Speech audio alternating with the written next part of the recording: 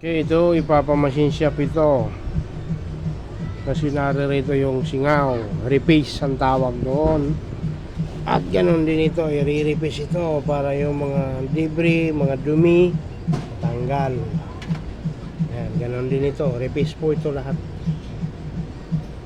So, ito naman, posted na. Ay. Ito. Straight, oh. Kaya may malakas ang singaw dito, yan. Halong straight. Ayan, oh.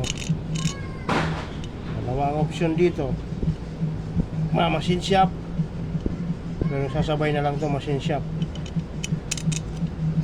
Kaya lagyan lang nut dito. So sigurado, machine shop na lang to kasi i-repace din naman ito. Sasabay na lang siya oversize. Yan ang mga ano ito. Aabot ito ang cost kasama na yung labor ko 5,000. Okay, deal or no deal. Bibili sila ng bago kompresor.